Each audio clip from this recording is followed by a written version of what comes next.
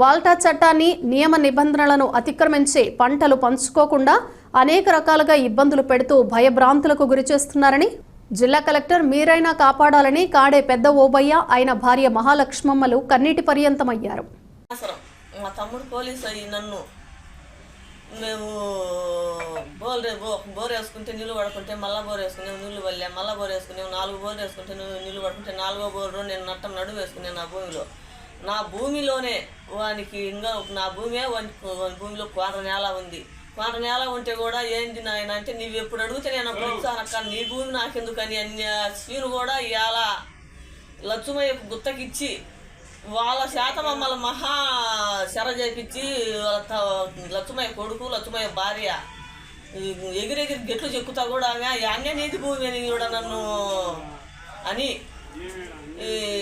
శరబెట్టి నా భూమిని అయితే బీడు పెట్టించింది. వాని భూమిలో దొందుకొని ఆమె పైరు పెట్టుకొని నన్ను పైరు పెట్టుకోనికుండా నాది కోర నేల కూడా వాళ్ళ భూమిలో ఉండి కూడా ఏడనీది కోర నేల ఉండేదని ఆమె దౌర్జన్యం చేసి అట్లా చేసి నన్ను అయితే పైరు పెట్టుకొని కూడా బీడు పెట్టుకొని వాళ్ళ దయచేసి వాళ్ళతో కూడా నేను చచ్చిపోతే నా పిల్లలకు దిక్కు లేకుండా పోవాలని నువ్వు ఆమె అన్ని లచ్చుమయ్య భార్య అని నన్ను ఈ రకం మాట్లాడింది కూడా సారు. నా పిల్లలకైనా నేను న్యాయంగా చేర్చగిన నేను న్యాయం ఉంటే నా పిల్లలకైనా నేను తల్లినై ఉంటాను. లేకపోతే నా పిల్లలకు తల్లి లేకుండా పోయేటట్టు మీరు చేయకుండా నేను నా పిల్లలకు తల్లినై తట్టు ఇంకా కొన్నాళ్ళైనా నన్ను న్యాయం చేయండి. తండ్రి వీరయ్య అను నేను సంచర్ల పంచాయతీలో 4 ఎకరాల 80 సెంట్లు పొలం కలదు. దాంట్లో బోర్లు 2 ఒక బోర్ వేసిన దాంట్లో నీళ్లు ఆగిపోయినాయి రాలేదు. మళ్ళీ 2వ బోర్ వేసిన ఏదో కొంచెం వస్తున్న తర్వాత శ్రీనివాసులని కానిస్టేబుల్ మా బామరిది వల్ల మా గిట్లో తీసుకొచ్చి వేసిన వల్ల నాకు నీళ్లు ఆగిపోయినాయి. తర్వాత వరి నారు పోసుకుని అది ఎండిపోతుంటే మళ్ళా బోరు ఇంకోటి వేసుకోవడానికి ప్రయత్నం చేసి ఇంకోటి వేస్తే 200 అడుగులు వేసిన తర్వాత జరిగి పొలబడిపోయింది. సరే నాకు ఇంకేం దిక్కు దోసగా సరే అప్పుడు దగ్గరనే బోరు సెంటర్లో నా భూమిలోనే సెంటర్లో వేసుకున్నా. దాన్ని ఎంఆర్ఓ గారికి ఫోన్ చేసి దాన్ని బంద్ చేయించిండు.